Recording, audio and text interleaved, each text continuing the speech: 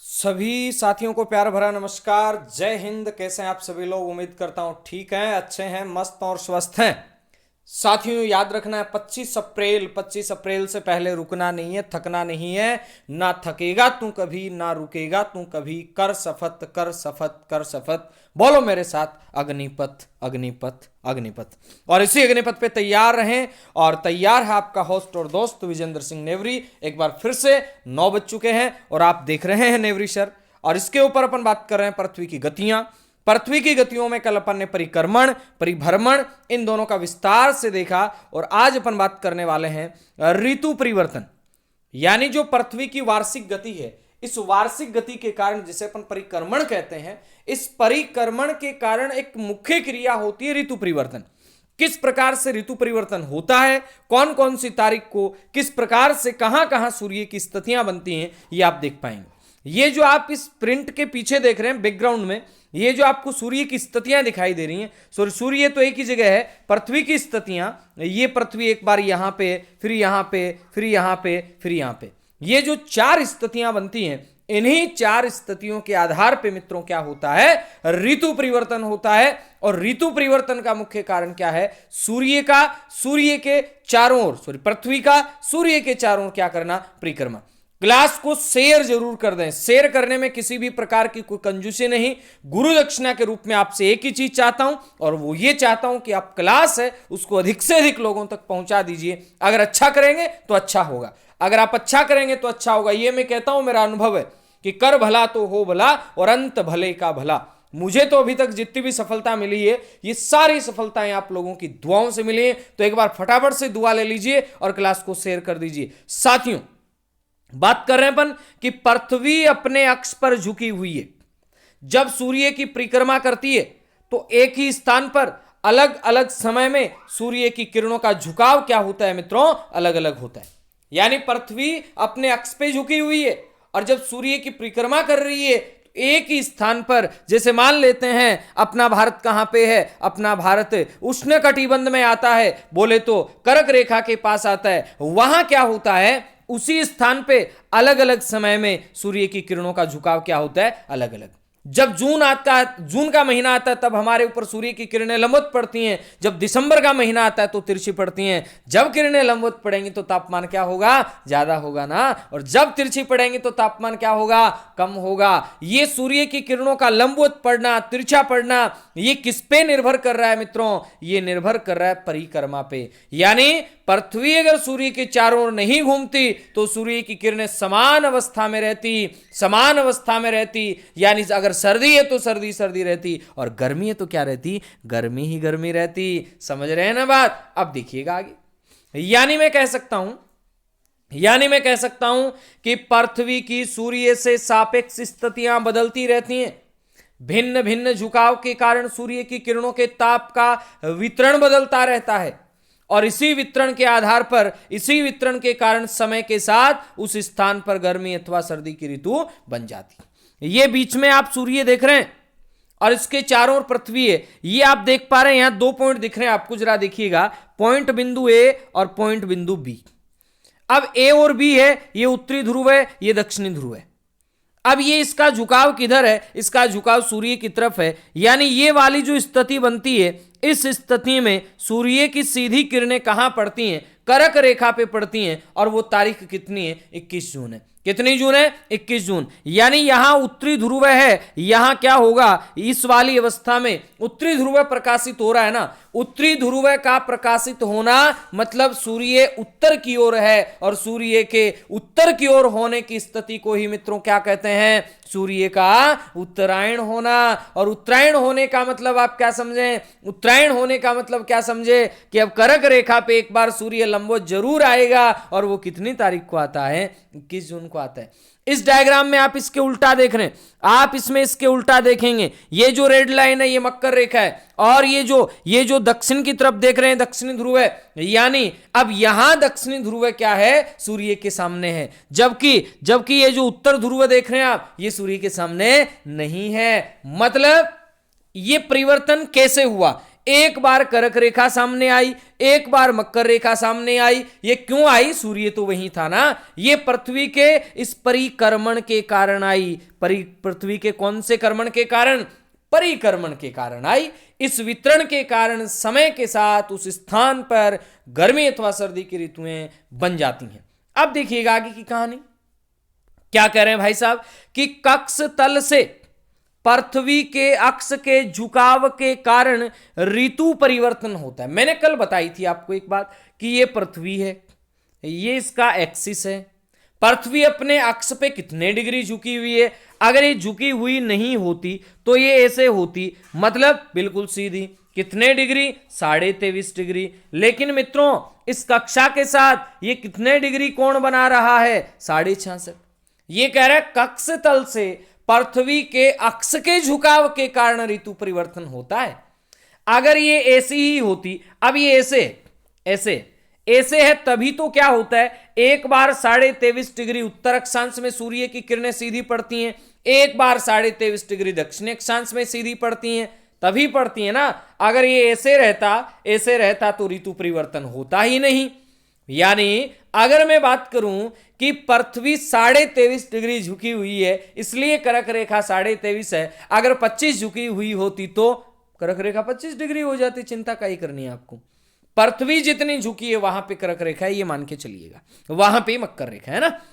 अब जरा गौर करें, जब पृथ्वी के अक्ष का उत्तरी भाग, सुनना समझना देखना, जब पृथ्वी के अक्ष का उत्तरी भाग यानी उत्तरी ध्रुव सूर्य की तरफ झुका होता है, सुनना ये वाली स्थिति बता रहे हैं यहां पे, सूर्य की तरफ झुका होता है तो सूर्य की किरणें उत्तरी गोलार्ध पर सीधी पड़ती हैं और इस अवधि में दिन की अवधि क्या होती है? लंबी होती है। आप देख रहे हैं सूर्य है, इधर क्या है? इधर ये आप देख रहे हैं कर्क रेखा है, इधर ये क्या है? ये ध्रुव है। यानी जब पृथ्वी के अक्ष का उत्तरी भाग बोले तो उत्तरी ध्रुव है, किसकी तरफ झुका है? सूर्य की तरफ। हाँ कि नहीं? झुका है कि नहीं झुका? बोलो झुका है तो हाँ बताओ, बोलो फटाफट। झुका है ना? हाँ। सूर्य की किरणें उत्तरी गोलार्ध पर सीधी पड़ती हैं और इस अवधि में दिन की अवधि क्या होती है? लंबी होती है। बस अब ये लंबी होती है, इसके परिणाम स्वरूप क्या होता है? उत्तरी गोलार्ध में क्या हो जाएगा? गर्मी हो जाएगी। जबकि दक्षिणी गोलार्ध में इसी टाइम क्या होगा? सर्दी होगी। क्योंकि इस समय दक्षिणी गोलार्ध में सूर्य की किरणें तिरछी हैं। आप देखें दक्षिणी गोलार्ध बिंदु, यहां सूर्य की किरणें नहीं पहुंच पा रही हैं, जितनी उत्तर में पहुंच पा रही उतनी दक्षिण में नहीं। इसलिए दक्षिण में क्या है? दक्षिण में इस समय सर्दी है। अब गुरुजी ये सर्दी कितनी तारीख से लेके कितनी तारीख है समझ लेते हैं। चलो एक बार आगे एक बात और देख लेते हैं। जब पृथ्वी के अक्ष का झुकाव इस प्रकार होता है कि उत्तरी ध्रुव सूर्य से दूर होता है, देखिएगा अब ये उल्टी स्थिति बता रहे हैं यहां पे कि उत्तरी ध्रुव है, ये वाला ध्रुव है, सूर्य से दूर होता है तो उत्तरी गोलार्ध पर सूर्य की किरणें सीधी ना पड़कर क्या पड़ती हैं? तिरछी पड़ती हैं और कम अवधि के लिए पड़ती हैं। इसके परिणाम स्वरूप उत्तरी गोलार्ध में सर्दियां आ जाएंगी और दक्षिणी गोलार्ध में गर्मी आ जाएगी। ये वाली जो स्थिति है ना, यहां डेट दिख रही होगी आपको 22 दिसंबर वाली स्थिति। इस समय उत्तरी गोलार्ध में तो क्या होता है? सर्दी। अपन उत्तरी गोलार्ध में वैसे याद कर लो 22 दिसंबर में अपने यहां सर्दियां होती। क्यों? क्योंकि सूर्य अपने से दूर है, सूर्य दक्षिणी गोलार्ध में है। अपने यहां पे सर्दी क्यों है? क्योंकि सूर्य देवता नहीं है, आप जिससे संपर्क करना चाह रहे हैं वो भी दक्षिणी गोलार्ध में चमकने में व्यस्त है। ये रिप्लाई आता है ना, क्योंकि इस समय सूर्य की किरणें दक्षिणी गोलार्ध में सीधी पड़ती हैं। शेयर क्यों नहीं कर रहे आप? बताओ क्यों नहीं कर रहे? करो ना, अरे करो, शेयर करो फटाफट से करो। ये गुरु दक्षिणा है ना, ये यही है मेरी, और कुछ नहीं है। यानी अधिक से अधिक लोगों तक ये बात पहुंचे, अधिक से अधिक विद्यार्थियों का भला हो, घर बैठे हो, है ना, तो अधिक से अधिक लोगों तक पहुंचनी चाहिए हमारी ये बातें। ठीक है। अगर आपको अच्छी नहीं लगती तो मत पहुंचाओ, अच्छी लग रही है, आप जुड़ रहे हैं, आप नेवरी परिवार के सदस्य बन चुके हैं, तो आपका प्रयास होना चाहिए अधिक से अधिक लोगों को नेवरी परिवार से जोड़ा जाए और नेवरी परिवार है ये धीरे धीरे धीरे धीरे बढ़ता हुआ जाए। अभी जैसे 7,500 के लगभग हैं, जल्दी से टारगेट 10,000 का लेके चलो और 10,000 सदस्य जैसे ही हो जाएंगे आपके लिए फिर से स्पेशल एक नया काम करने जा रहा हूं, फटाफट शेयर कर दीजिएगा। हाँ जी, अब देखना पृथ्वी के परिक्रमण में कितनी अवस्थाएं होंगी? 4 अवस्थाएं होंगी गुरुजी। कौन कौन सी? देख लो। एक 21 मार्च होगा, कैसे होगा करेंगे बातें। एक 21 जून होगा, एक 23 सितंबर होगा और एक मित्रों 22 दिसंबर होगा। कितनी स्थितियां बनेंगी? 4। फिर कह रहा हूं मैं, कितनी स्थितियां बनेंगी? 4। कौन कौन सी बनेंगी? एक 21 मार्च, एक 21 जून, एक आपका हो जाएगा 23 सितंबर और एक हो जाएगा 22 दिसंबर। अब ये 4 किस प्रकार से बनती हैं ये आपको क्या करना है? देखना है। ये आपको क्या करना है? देखना है। देखते चलें, बताते चलें।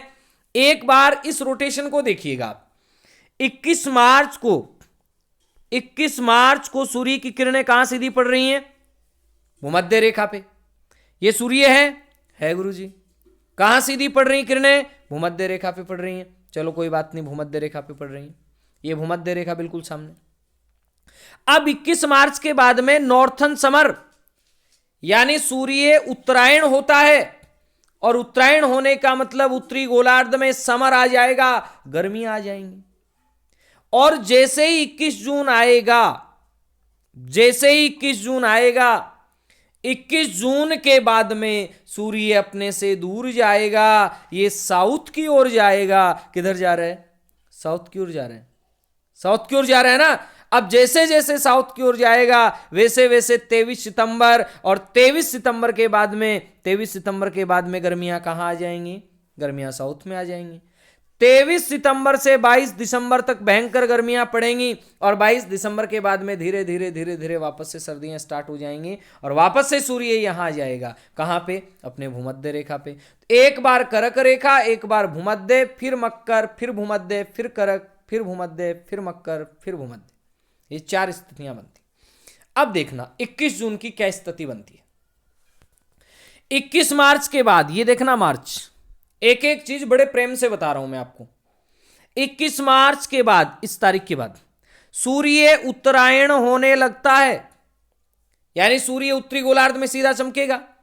फलतः उत्तरी गोलार्ध में दिन की अवधि बढ़ेगी, स्वाभाविक है, जिससे ग्रीष्म ऋतु का क्या होगा?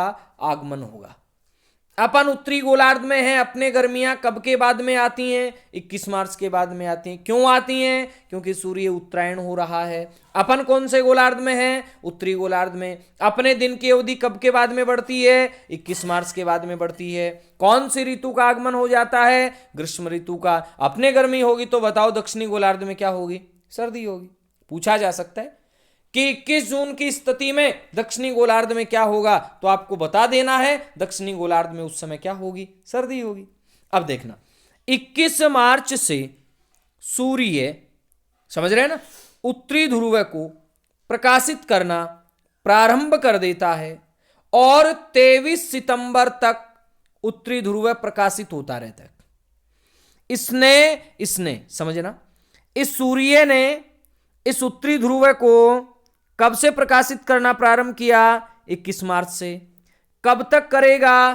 23 सितंबर तक। इन 6 महीनों में उत्तरी ध्रुव में क्या रहेगा? दिन रहेगा। क्या रहेगा? दिन रहेगा। जबकि स्थिति इधर बन जाएगी तो दक्षिणी ध्रुव आ जाएगा सामने। तो इन 6 महीनों में कहां दिन रहेगा? दक्षिणी ध्रुव में। यानी मार्च से लेके सितंबर तक अपने जब गर्मियां होती हैं तो उत्तरी ध्रुव में दिन होता है 6 महीने का। जब अपने सर्दियां होती हैं तो अपने यहां उत्तरी ध्रुव में 6 महीने की रात होती है। लेकिन उल्टा करना है, दक्षिणी ध्रुव में 6 महीने का दिन होता है। कब? जब अपने यहां सर्दी होती है, दक्षिण में जब अपने यहां सर्दी होती है तब दक्षिण में गर्मी होती है। जहां गर्मी होगी वहां दिन होगा, जहां सर्दी होगी वहां 6 महीने की रात होगी। अब देख लो अपने गर्मियां कब होती हैं? अपने गर्मियां मार्च से लेकर सितंबर तक होती हैं।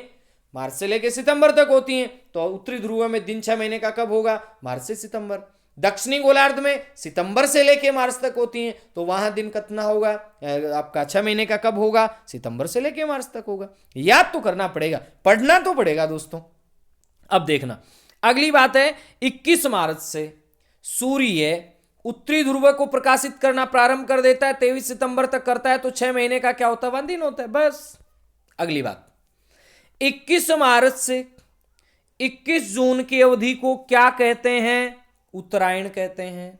21 मार्च से 21 जून की अवधि को क्या कहते हैं? उत्तरायण कहते हैं। 21 जून को, कितनी जून को? 21 जून को सूर्य कौन सी रेखा पर लंबवत चमक रहा है? कर्क रेखा पर। लंबवत चमकने का मतलब कितने डिग्री का कोण बना रहा है? 90 डिग्री का। इस दिन उत्तरी गोलार्ध में सबसे बड़ा दिन होता है और सबसे छोटी रात होती है। अपने यहां भाई भारत में सबसे बड़ा दिन कौन सा होता है? 21 जून ही होता है। तो उत्तरी गोलार्ध में भारत है, सीधा सीधा याद रखो 21 जून उत्तरी गोलार्ध में सबसे बड़ा दिन। जब दिन बड़ा होगा तो रात छोटी हो जाएगी, चिंता थोड़ी करनी है। दिन बड़ा होगा तो रात क्या हो जाएगी? छोटी हो जाएगी। गर्मियों में दिन बड़े होते हैं, लेकिन सबसे बड़ा दिन 21 जून को। 21 जून के बाद में अब दिन की अवधि छोटी होती है। छोटी होते होते होते होते होते आगे छोटी हो जाएगी। 23 सितंबर को फिर दिन रात बराबर होंगे और सितंबर के बाद में और छोटी हो जाएगी। अब जरा गौर करना, इस दिन सबसे बड़ा दिन होता है, रात छोटी होती है। इस स्थिति को करक संक्रांति कहते हैं। जैसे भी मकर संक्रांति कहते हैं ना अपन लोग, कि सूर्य दक्षिणायन होने के बाद में वापस आ रहा है, तो उसे मकर संक्रांति कहते हैं अपन। मकर रेखा पे चमकता है 22 दिसंबर को, फिर आता है अपने 14 जनवरी को, तो है ना। तो मकर संक्रांति वो है, जबकि ये क्या है? करक संक्रांति है ना। तो करक संक्रांति क्या है? 21 जून है। चूंकि अपने यहां गर्मियां होती हैं इस समय, तो इसे ग्रीष्म संक्रांति कहते हैं। चूंकि अब 21 जून के बाद में गर्मी धीरे धीरे थोड़ी कम होगी, ग्रीष्म का अयनांत कहते हैं। यानी अयन जो वृत्त है 23.5 डिग्री, 23.5 डिग्री, यहां अब ये क्या हो जाता है? अब अयन का अंत, यानी 21 जून के बाद में सूर्य वापस से चल पड़ता है। वापस से चल पड़ता है किधर? भूमध्य रेखा की ओर। किधर चल पड़ता है? भूमध्य रेखा की ओर। इसी स्थिति को क्या कहते हैं? समर सोल्स्टिस कहते हैं। इसे ही उत्तर अयनांत भी कहते हैं। अब अगली बात आ रही है कि इस स्थिति में पृथ्वी का दक्षिणी ध्रुव लगातार 6 महीने तक अंधेरे में रहता है, फलतः दक्षिणी ध्रुव पर शीत ऋतु होती है। जबकि 21 जून के बाद में 23 सितंबर तक सूर्य पुनः विषुवत रेखा की ओर उन्मुख होता है। ये टाइपिंग मिस्टेक हो जाती है, थोड़ा विषुवत कर लेना। परिणाम स्वरूप धीरे धीरे उत्तरी गोलार्ध में गर्मी क्या होती है? कम होती है। भाई 21 जून के बाद 23 सितंबर तक गर्मी धीरे धीरे कम होती है। अब जरा गौर करना, 22 दिसंबर को क्या स्थिति बनती है? जून से तो निकल गए अपन, अब दिसंबर में आना एक बार, इन दोनों के एक साथ पढ़ेंगे ना। अब जरा गौर करना, 23 सितंबर से, कितने सितंबर से? 23 सितंबर से, ये 23 सितंबर है। 23 सितंबर से 21 मार्च, ये 21 मार्च है। पृथ्वी का दक्षिणी ध्रुव है, ये दक्षिणी ध्रुव है, प्रकाशित तो होता है। इससे दक्षिणी ध्रुव पर लगातार 6 महीने का दिन होता है। इसके अंतर्गत 23 सितंबर से 22 दिसंबर की अवधि को क्या कहते हैं? दक्षिणायन। अब ये इतनी अवधि है, इसको कहते हैं सूर्य का दक्षिणायन होना। यानी गौर करना, सूर्य का दक्षिणायन होना ये कब से लेके कब तक है? ये 23 सितंबर से 22 दिसंबर। दक्षिणायन हुआ कितनी तारीख तक हुआ? 22 तारीख तक। तो दक्षिणायन होने के बाद में अब ये जो सर्दियों का अयन हुआ, इसे शीत अयनांत कहते हैं। जैसे गर्मियों का अयन हुआ अपने यहां 21 जून, तो अपन ने कहा ग्रीष्म अयनांत, इसे कौन सा अयनांत कहेंगे? दक्षिण अयनांत कह देंगे बस। अगली बात जरा देख सकते हैं, आप देख सकते हैं, क्या देख सकते हैं? यहां जैसे मैंने एक छोटा सा स्लाइड बनाई आप लोगों के लिए, ये वाली स्थिति आप देख सकते हैं, ये वाली देख सकते हैं कि जब इसमें उत्तर दक्षिण छोड़ो, आप इतना ध्यान दो कि जब एंगल 90 डिग्री का बनेगा, उस समय वहां क्या होगी? उस समय वहां पे गर्मी होगी, चाहे कहीं भी बन जाए। और जब एंगल क्या बनेगा? तिरछा बनेगा, कम बनेगा, तो वहां क्या होगी? सर्दी होगी। यानी जब सूर्य की किरणें लंबवत पड़ेंगी, क्या पढ़ेंगी, लंबवत पढ़ेंगी, तभी तो बनेगा ना कोण 90 डिग्री का, तब वहां क्या होगा, गर्मी होगी। और तिरछी पड़ती है, इसका मतलब वहां क्या होगी, सर्दी होगी। देख सकते हैं आप, लंबवत पड़ती है तो क्या होती है, गर्मी, और तिरछी पड़ती है तो मित्रों क्या होती है, सर्दी होती। समझ गए, समझ गए जी गुरु जी। आगे चलो फिर, समझ गए तो 22 दिसंबर को सूर्य मकर रेखा पर लंबवत चमकता है, यानी 22 दिसंबर को दक्षिणी गोलार्ध में अपने तो सर्दियां हैं, वहां गर्मी है। इसका मतलब अपने यहां सबसे छोटी रात, सबसे बड़ी रात कब होती है, 22 दिसंबर को होती है। और सबसे छोटा दिन, सर्दियों में दिन की अवधि कम हो जाती है ना, इसलिए होती क्योंकि सूर्य दक्षिण में चला गया, मकर रेखा पर चमक रहा है। कितनी तारीख को, 22 को। तो उत्तरी गोलार्ध का, ये लिख लेना प्रश्न, उत्तरी गोलार्ध का सबसे छोटा दिन ये कब होता है, ये होता है 22 दिसंबर। कब होता है भाई साहब, 22 दिसंबर। और इस वाली स्थिति को क्या कहते हैं, मकर संक्रांति भी कह सकते हैं, शीत अयनांत भी कह सकते हैं, विंटर सोल्स्टिस भी कह सकते हैं। अब जरा गौर करें आगे। इस समय सूर्य की सीधी किरणें मकर रेखा पे पड़ती है, नॉर्मल बात है। परिणाम स्वरूप दक्षिणी गोलार्ध में अधिक प्रकाश प्राप्त होता है, इसलिए दक्षिणी गोलार्ध में लंबे दिन और छोटी रातों वाली ग्रीष्म ऋतु होती है, जबकि इसी समय उत्तरी गोलार्ध में विपरीत स्थिति रहती है, क्योंकि उत्तरी ध्रुव कम प्रकाशित रहने के कारण कम उष्मा प्राप्त करता है, ये तो आप जानते हैं। फलतः उत्तरी गोलार्ध में इस समय शीत ऋतु होती है, इस स्थिति को शीत अयनांत अथवा दक्षिण अयनांत कहा जाता है। अब 22 दिसंबर की स्थिति आपने देख ली। 22 दिसंबर के बाद 21 मार्च तक सूर्य वापस से विषुवत रेखा की ओर आएगा तो दक्षिणी गोलार्ध में गर्मियां खत्म होंगी। अब आती 21 मार्च और 23 सितंबर की स्थितियां। ये दोनों ही तारीखें वो तारीखें जिस दिन पृथ्वी है, सूर्य है, ये भूमध्य रेखा पे सीधा चमकता है। और भूमध्य रेखा पे सीधा चमकने का मतलब मित्रों आप ये मानेंगे, भूमध्य रेखा पर सीधा चमकने का मतलब, विषुवत रेखा ही भूमध्य रेखा का नाम है। इस स्थिति को क्या कहते हैं, विषुवय कहते हैं। क्या कहते हैं, विषुवय कहते हैं, इक्विनॉक्स कहते हैं। इस स्थिति को क्या कहते हैं, विषुवय कहते हैं। और इंग्लिश वाला शब्द भी ये याद रखना है ना। इन दोनों ही स्थितियों में सूर्य की किरणें विषुवत रेखा पर लंबवत चमकती हैं, इसलिए इस समय सभी अक्षांश रेखाओं का आधा भाग सूर्य का प्रकाश प्राप्त करता है। सभी जगह दिन और रात की अवधि क्या होती है, समान। परिणाम स्वरूप इस स्थिति को क्या कहते हैं, विश्व कहते हैं। ये बीच में मैं नाम लेना, बातें करना इसलिए नहीं करता क्योंकि इतना टाइम नहीं है। हर विद्यार्थी का टाइम बड़ा इंपॉर्टेंट है। और यूट्यूब पे लोग फिर ज्यादा विश्वास इसलिए नहीं करते क्योंकि वो टाइम पास वाला सिस्टम चला रहता है। अपने को टाइम पास नहीं करना है, आप क्लास में जो काम की बातें हैं उनको लगातार देखते रहें। बस एक ही बात मैं आपसे बीच में कहता हूं, क्लास को अपने मित्रों तक जितना हो सके उतना शेयर कर दो। जितना शेयर करोगे उतना ज्यादा आपको भी फायदा होगा और मेरे को फायदा ये होगा कि अधिक से अधिक लोग मेरे से जुड़ेंगे और वो जानेंगे कि भूगोल होता क्या है। साथियों आगे बात करें, 21 मार्च में, 21 मार्च को उत्तरी गोलार्ध में बसंत ऋतु होती है, दक्षिणी गोलार्ध में शरद ऋतु होती है। इसलिए 21 मार्च की स्थिति को स्प्रिंग इक्विनॉक्स, वर्नल इक्विनॉक्स या बसंत विषुवय कहते हैं। 21 मार्च अपने यहां क्या होता है, बसंत होती है, तो याद रखना बसंत विषुवय किसे कहते हैं, 21 मार्च को। जबकि आपसे पूछ लिया जाए शरद विषुवय किसे कहते हैं, तो मित्रों गौर करना, शरद विषुवय वाली स्थिति है ये 23 सितंबर की होती है। कितने सितंबर की, 23 की। दिन और रात की अवधि बराबर कब होती है, 21 मार्च 23 सितंबर को होती है। ये सामान्य बात आप जानते हैं।